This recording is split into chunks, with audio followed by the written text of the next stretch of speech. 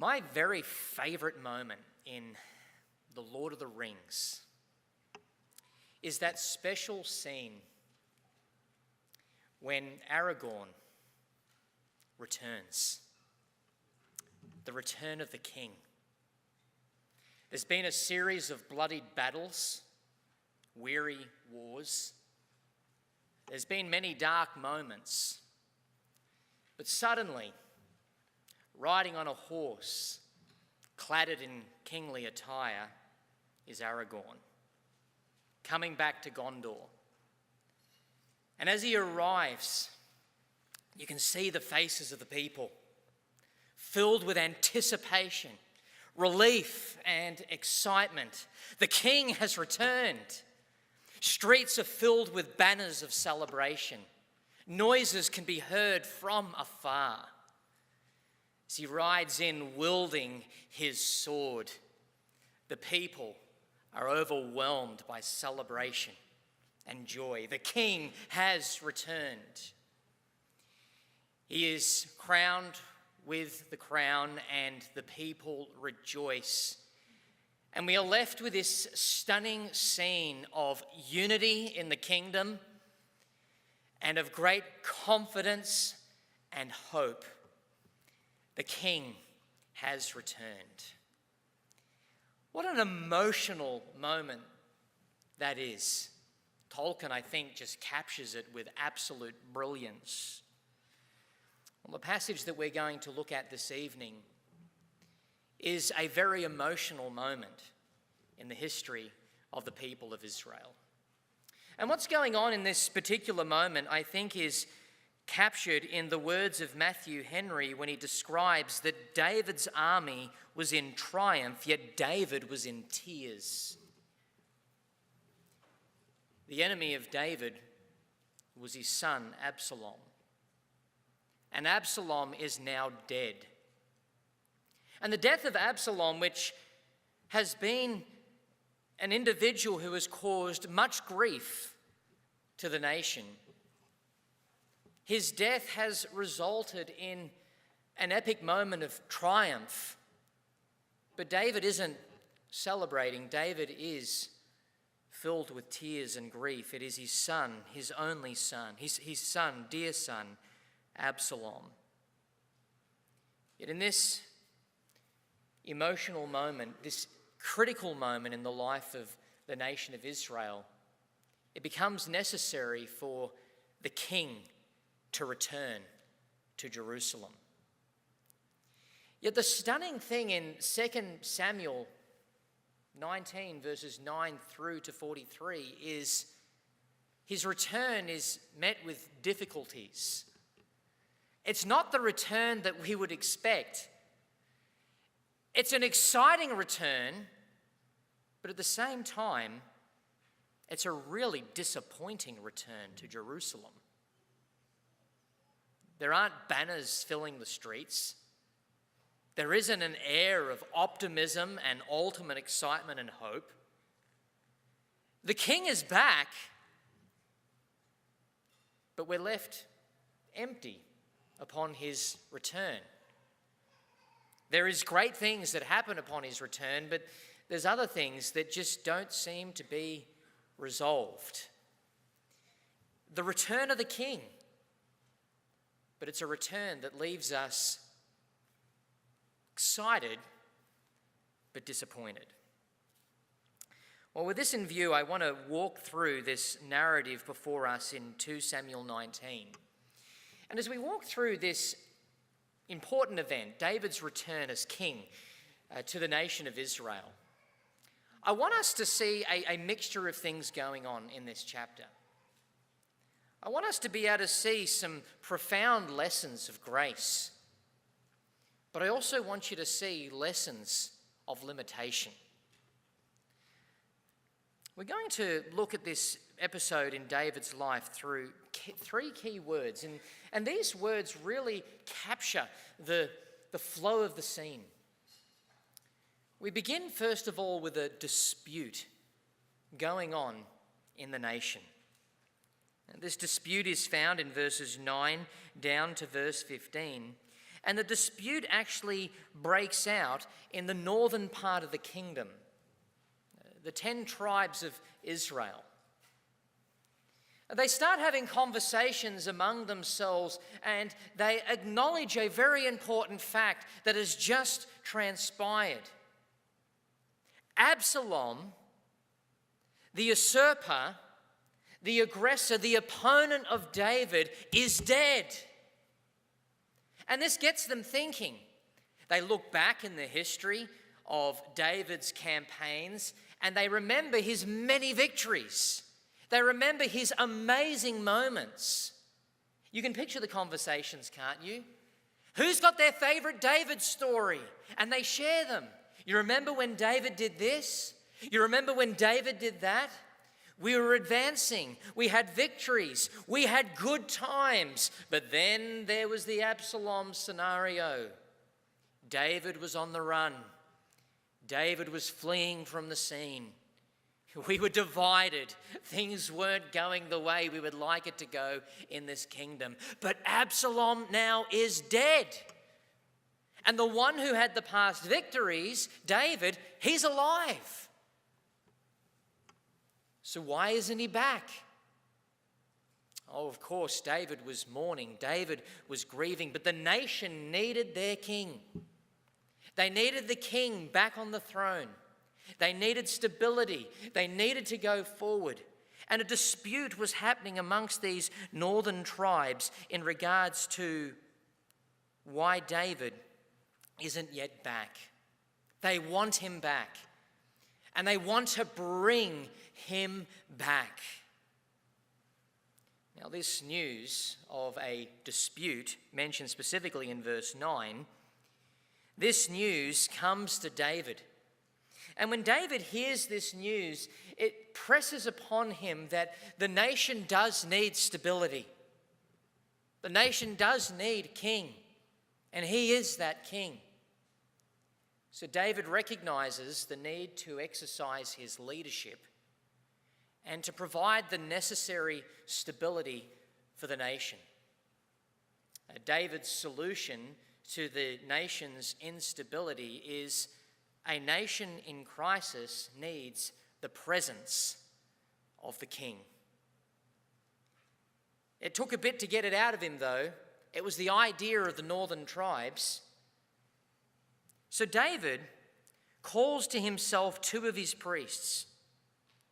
And these priests assemble before David, verse 11, with David giving these following instructions. Speak to the elders of Judah, saying, why are you the last to bring the king back to his house, since the words of all Israel have come to the king to this very house? You are my brethren. You are my bone and my flesh. Why then are you the last to bring back the king? And say to Amasa, are you not my bone and my flesh? God do so to me. And more also, if you are not commander of the army before me continually in the place of Joab.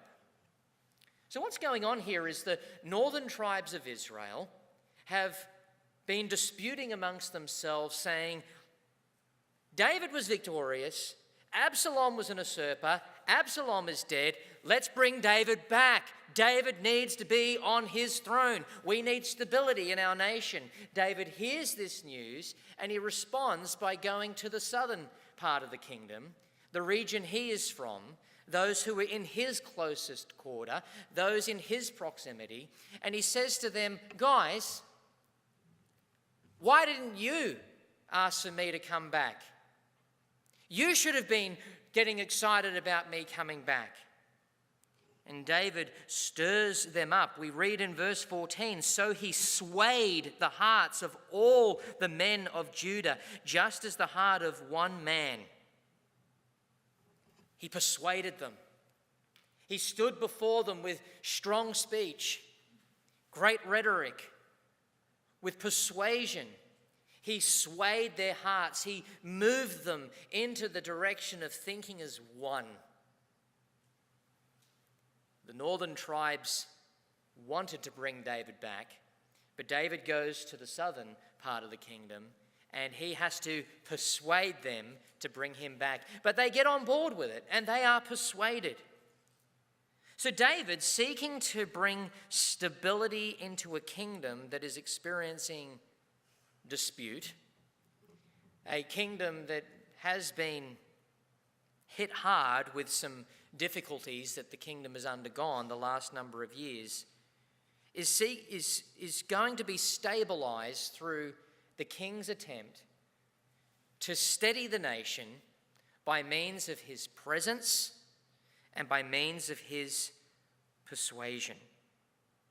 We read in verse 15, "Then the king returned and came to the Jordan, and Judah came to Gilgal to go to meet the king, to escort the king across the Jordan." So I hope you can see, first of all, that in this first scene, a scene marked by the word dispute, a significant moment happening in the nation of Israel. There is a nation in crisis, a nation that has been weakened, a nation that has gone through divisive times. It's a nation that is experiencing a dispute. So what David does in order to stabilize this kingdom is he hears the cry of the northern part of the kingdom, and he goes to those closest to him and has them bring him into the city.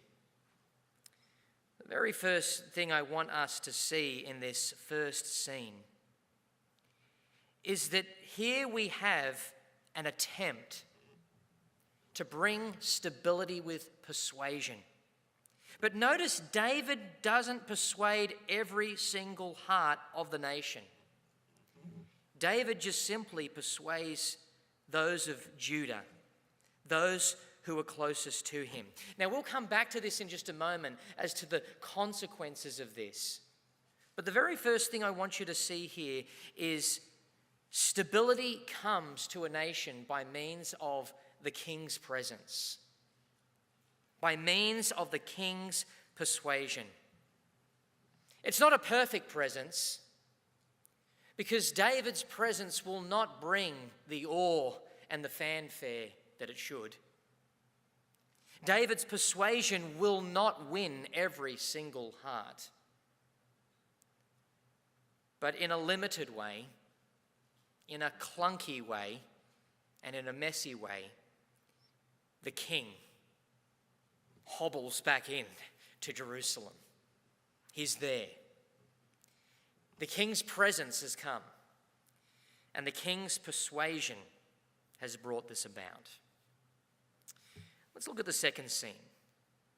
The second scene is the largest of all, and it's found in verses 16 all the way down to verse 39. And this section can simply be described as diplomacy. If David's first strategy was, in order to bring stability to a weakened nation, they need my presence, they need to be persuaded, then David employs his second strategy, and that is seen through his diplomacy, and that is David brings stability by peacekeeping. He needs to bring peace into the kingdom. He needs to be a peacemaker. People are divided. There have been people who have been disloyal to him. There have been people who've been loyal to him. And David comes and he needs to steady the kingdom. And how does he do it? Through some diplomatic acts. David here functions as a politician. He is the king. And what happens in these verses is David actually has an encounter with three men. And these three men are consciously chosen by the author here to show you three different kinds of individuals. The first man is found in verse 16, and it's Shimei. Now, I've given Shimei a nickname. We'll call him Scheming Shimei. The second man is found in verses 24 down to verse 30, and it is Mephibosheth. And we will call him loyal Mephibosheth. And then we have the final man, verses 31 down to verse 39, and that is Barzillai. And we'll call him satisfied Barzillai. Now, how does David deal with these three different kinds of men in his kingdom? David's desire here is to bring stability to the kingdom. A fractured kingdom, a hurt kingdom. Well, he does it by peacekeeping attempts. First of all, he deals with scheming Shimei. Shimei is a character that you might remember from a number of sermons ago. He was an absolute troublemaker.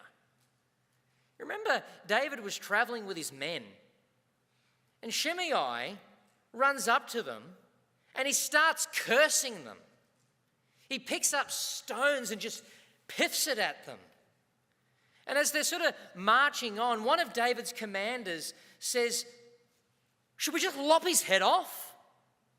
And he was in all full right to do that according to the Mosaic law. The man's cursing God's anointed, says one of David's men.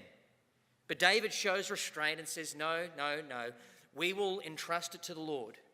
We will continue to do what we're doing. We will entrust his fate to the Lord. Let's keep going. And as they keep on moving, Shimei is just yelling all the more, kicking up dust everywhere, looking like a little brat. And then he's picking up sticks and stones and throwing at them. And as they sort of walk away, he just kicks up the dust. That's how he's described. This man could not stand David. The man was not loyal to the king. He was cursing the king. He was speaking evil of the king. He was hurling insults at the king. But Shimei is in Jerusalem, and while he has been on the other side, on the other team, he's now heard the news that Absalom is dead. David is still alive, and David is returning to Jerusalem. So now you can begin to see why I'm going to nickname him Scheming Shimei. Shimei was nothing more than a self-preserving man. He will do what is necessary to advantage himself. Now, let me just say this about him. It seemed fun for a while to rebel against the king of Israel. It seemed fun to stand against him. But the moment it's not going to work out to his advantage, he changes very quickly. He schemes so that he can preserve himself. And this is what he does in the verses that follow. We see that in the second half of verse 18, after coming to David with a massive fanfare, he's surrounded by a pretty impressive posse. He gets there, and we read in the second half of verse 18 that he fell down before the king. He then said to the king, verse 19, "Do not let my lord impute iniquity to me, or remember what wrong your servant did on the day that my lord the king left Jerusalem, that the king should take it to heart. For I, your servant, know that I have sinned. Therefore here I am, the first to come today of all the house of Joseph, to go down to meet my lord the king." But Abishai, the son of Zeruiah, answered and said, "Shall not Shimei be put to death for this, because he cursed the Lord's anointed?" He's just simply repeating what he said a few chapters earlier. And David said, What have I to do with you, you sons of Zeruiah, that you should be adversaries to me today? Shall any man be put to death today in Israel? For do I not know that today I am king over Israel?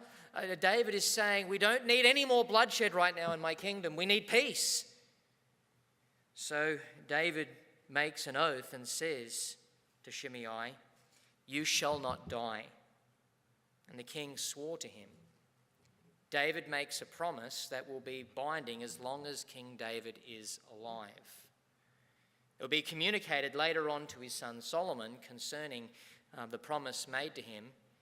And we will learn that Solomon will show some incredible mercy and grace and kindness and some lavished goodness upon Shimei, but Shimei will continue to prove himself to be a scheming man who ultimately is looking out for himself. And in the end, Solomon will say, enough is enough, and Solomon will have him executed.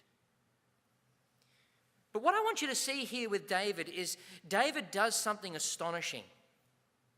David shows grace toward this guilty man. David wants stability in his kingdom. And David shows grace. But the grace David shows can only benefit Shimei on the surface. The grace that David shows is what we could call an excusative grace. He can excuse his bad behaviors of the past, and he can lavish him with present kindness. But David's grace is not a transformative grace. It's not a grace that can reach into the heart of somebody who is guilty and transform them from within and continue to lavish them with kindness and goodness. David's act is immense. David's act is to be commendable. David's act is astonishing that he would show such grace, though it may be driven by a political motivation, and that is to keep the peace. David is still showing grace. But notice the limit to David's grace. David's grace can only do so much.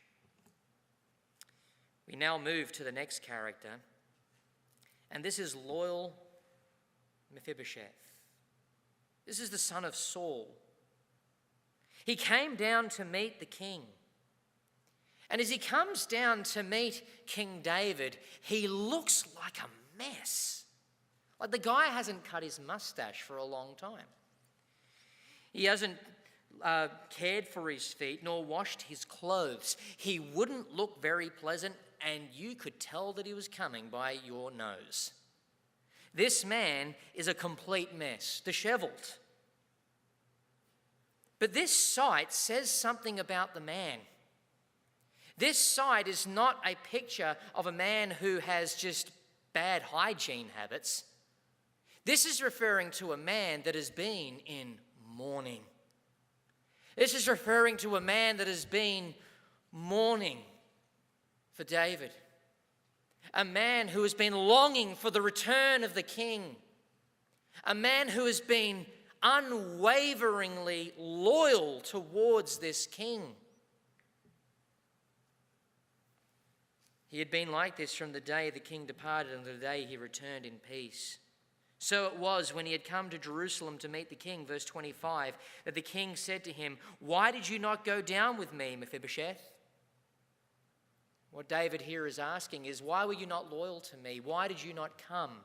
Why did you not follow me? The presence of people with me is a sign of loyalty, and those who weren't with me were showing the sign of disloyalty. Why were you not loyal to me, he says, to which Mephibosheth replies, "My lord, O king, my servant deceived me.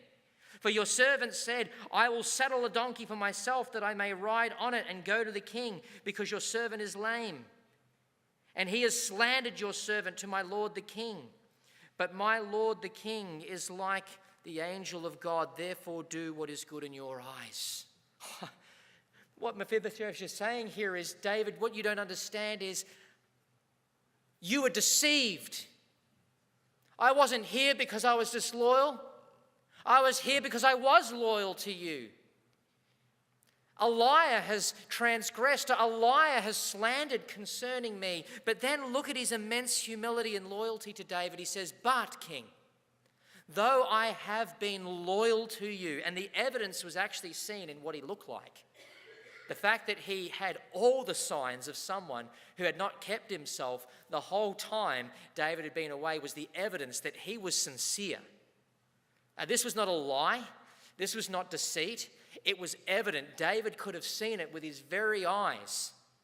Yet Mephibosheth says, "But I will entrust myself to you, and you have the right to do whatever you want concerning me. Make your judgment."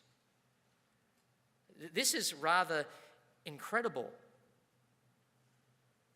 So, we continue to read in verse 28, "For all my father's house were but dead men before my lord the king. Yet you set your servant among those who eat at your own table. Therefore, what right have I to still cry out any more to the king? I don't deserve anything. Everything that I have had is grace. Everything that I have had is mercy. You do what is right in your own eyes, O king." David replies, "Why do you speak any more of your matters? I have said, you and Ziba divide the land." David makes a judgment. And David makes a judgment that we could summarize in these words. It was a safe judgment, but it was an unfair judgment. Mephibosheth had done nothing wrong but be loyal. He was slandered, and as a result, David basically makes a decision that says, well, let's just do what's fair for everyone. Let's just divide the land. Now, Mephibosheth isn't complaining because he says, I don't expect anything. And how does he then respond to the political answer that David gives, the peacekeeping answer that David gives just to keep everyone happy? Let's divide the land. Let's make a decision that is safe, but it's unfair. It's very much like two children fighting, but it turns out one party is not actually fighting, and the parent isn't prepared to actually deal with the issue and just loses it and says, fine, both of you don't get dinner tonight. Oh, safe call, but unfair. And that's what happened in this situation. But listen to how Mephibosheth responds. He says, rather, let him take it all, inasmuch as my lord the king has come back in peace to his own house. King, I'm just happy that you're back. Give all the land to him. That's all I care about, is that you are back. Now, David has shown some grace to Mephibosheth, but it's limited once again. A limitation is starting to be exposed in David here. He seems to be limited in his ability to execute great wisdom. Does this scenario remind you of someone else in just a few chapters' time who will be endowed with great wisdom from above? You remember Solomon? There will be these two women crying over a death of a child, and there is one baby here, and here is this dispute as to who this child belongs to. And with the incredible precision of discernment, Solomon issues the command to grab a sword and cut this child in half and give it to both, to which he would know would draw out the one who was sincere and would say, no, just give the baby to the other, because that other individual would rather see that child live. And Solomon was able to see as clear as day the truth with that precise wisdom. And here David had the situation presented to him on a platter, yet failed to carry out courageously the wise decision. He didn't ruin this man, but he didn't do what was fair for this man. Brings us to the third character, and it's who we could call the satisfied Barzillai. Barzillai was an old man. He was 80 years old, and he was well-to-do, cashed up. And he had been very generous and gracious toward David during David in exile. He had sent him food and supplies. He looked after him. And we're told in verse 32 that he is now a very aged man, 80 years old. And the king says to him, verse 33, come across with me, and I will provide for you while you are with me in Jerusalem. Barzillai, you were good to me when I was on the run. You gave me food when I needed it. You gave me the supplies that I needed. And now I'm back, and I ask you to come with me to Jerusalem, and I am going to set you up well. I'm going to look after you. I'm going to let you come to the king's court. You will be fed well. You will be able to watch all the entertainment. You will enjoy all these things in the kingdom. But notice the fascinating response that Barzillai gives. He says in verse 34, "How long have I to live, that I should go up with the king to Jerusalem? I am today 80 years old. Can I discern between the good and the bad? Can your servant taste what I eat or what I drink? Can I hear any longer the voice of singing men and singing women? Why then should your servant be a further burden to my lord the king? Your servant will go a little way across the Jordan with the king. And why should the king repay me with such a reward? Please let your servant turn back, that I may die in my own city, near the grave of my father and mother. But here is your servant Chimham. Let him cross over with my lord the king, and do for him what seems good to you." This is actually rather remarkable. This man has truly been a loyal servant towards David. He's looked after David, he's cared for David. And David responds with a great act of generosity and kindness toward him. But we learn something from this particular character. We learn an incredible lesson of spiritual satisfaction. This man is an example of somebody who knows his capacity in the kingdom and will not push beyond it. He knows what God has gifted him, and he is content to just do what God has gifted him to do. He had the means to support David, and he supported David. And he saw limitations on his own capacity going forward. He did not want to be a burden on the ministry, so to speak, and he was very content to say, "I have done what I've done for the glory of God. Now let me just simply be content with that." But I encourage you to invest these things, to look after another servant who can be more productive in your service. Now, these three men give us three incredible insights into three different kinds of people. We, as a church, need to be weary of the spirit of a scheming Shimei, the kind of person who is constantly trying to just get their own way. The person who will scheme and plot and do all sorts of things. They will change, they will bend, they will move their convictions and ideas just to get their own way. A person like this is dangerous. We need to have people like Mephibosheth who are loyal and aren't in it for themselves, but are ultimately in it for the glory of the king. We need Barzillais. We need those men and women who know with a sound judgment the capacities that they have, and they are just content to do that which the Lord has called them to do, and to do it with faithfulness. They're not pushing to gain a name for themselves. They're not trying to extract more benefits for themselves. They just want to do what is right. Well, we see in this second scene, the longer scene, an attempt of David to bring stability to the kingdom. So we've seen two acts of David. The king has returned, and the kingdom is a mess. The kingdom is wounded. The kingdom is hurt. The kingdom is disheartened. So the king seeks to bring stability to a weary people by giving them his presence, seeking to persuade the hearts of some. The king seeks to bring stability by bringing peacekeeping measures, by trying to issue grace. But even in this, you'll notice that David's attempts to bring stability to the kingdom, they're limited, aren't they? We see the fruit of how limited David's attempts are in the final scene, and that is a scene of division.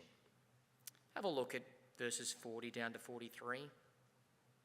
After all this happened, we're told that the king went on to Gilgal, and Chimham went on with him, and all the people of Judah escorted the king, and also half the people of Israel.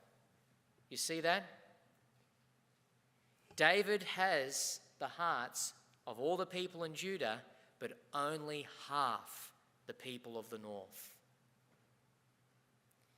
David, in his attempt to bring in a fanfare through those who were closest to him, didn't take into consideration the cry, the urging of those people of the north, and only half of them were then loyal to David. It created a division in the kingdom.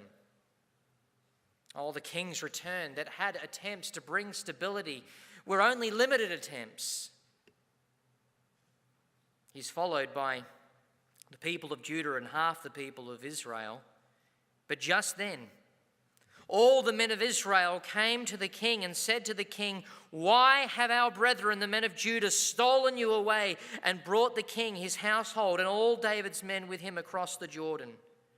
So all the men of Judah answered the men of Israel, "Because the king is a close relative of ours. Why then are you angry over this matter? Have we ever eaten at the king's expense, or has he given us any gift?"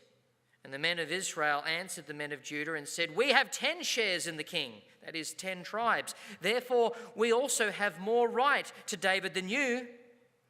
Why then do you despise us? Were we not the first to advise bringing back our king?" Yet the words of the men of Judah were fiercer than the words of the men of Israel. The kingdom is fighting over who should bring in the king. But it's a divided kingdom. At least the cracks are beginning to show. There is a division forming in this kingdom. Yet this kingdom has a king, and the king has returned. Yet, as monumental as this moment is in the history of Israel, as you've been tracking through the story of all the weariness of wars and all of the bloodshed that has been occurring, the king finally arrives, and it's exciting, but it's empty. It's a great letdown. The king's back. He's creating stability with his presence, but his presence doesn't change the hearts of the people. His politics, his peacekeeping doesn't change the hearts of the people, and even some of his judgments are questionable. Now, of course, we must step back and recognize, well, he's in a difficult position, isn't he? We would understand any politician is always going to make messy decisions. They're never going to get it right all the time. Sometimes they have to make decisions and it's going to be 80% good, and they just have to cop the 20% bad. Well, that's true. And maybe that's one of the big lessons we learn in this chapter. The stunningness, the excitement of this chapter is the king is back and the kingdom is continuing, but the kingdom isn't continuing because of David's greatness at all. The kingdom is continuing because of the Lord's greatness and faithfulness. The song that should be playing in the background of this entire chapter is "Great is thy faithfulness," not "Great is David's faithfulness." David is the reluctant leader. David is the one making limited judgments. David is the one trying to bring stability with his presence and with his peacekeeping, but it's not working. David can only do the externals.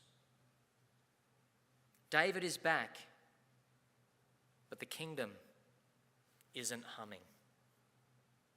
This story is empty and rather unsatisfying to the reader. But God has been faithful. He has preserved David. The kingdom is still continuing, though it might be just hobbling along. The Lord is working, and there are still purposes that God will unfold even in the midst of all of this mess. So as we then step back and look at 2 Samuel chapter 19 as a whole, what are the great themes that we should take away with us? Well, I think there are two. First of all, this chapter ought to remind us that there will always be a limit to any earthly kingdom. There will always be a limit. We will always be disappointed. We will always be left unsatisfied, even if the right man in our judgment gets into a position of power, even if he has the right cabinet. His decisions will always be mixed. It will never change the internal needs of the people. He will never ultimately persuade the hearts of those in his kingdom, and his kingdom will fail. But this passage also teaches us that there is one king whose kingdom will not fail. There is one king who has successfully persuaded the hearts of all in his kingdom. Anybody who has repented of their sins and gone from darkness to light has had their heart persuaded to believe in Christ. And not only has that heart been persuaded, that life has been lavished with the graces of the gospel, and they have been granted peace with God. And not only that, they now have a king who is ruling over them, who is growing his kingdom and will one day return. And when he returns, he will issue judgment, but his judgment will not be limited. His judgment will not be safe but unfair. His judgment will be just, and all evil will be done away with, and only righteousness will prevail. As we look at this passage, let us be reminded that the hero of this chapter is God. God is faithful, and it will be through the line of this failing man David, who is doing all he can, yet not succeeding. It is from him will come our Lord Jesus, who is King and is reigning in the hearts of his people today. He has successfully subdued our hearts. They are submitted to him. He has won our hearts. He is persuading us. He has granted true peace for us. And one day, he will manifest that kingdom in a way that will never be turned around, and it will triumph. What an incredible lesson to learn from 2 Samuel 19.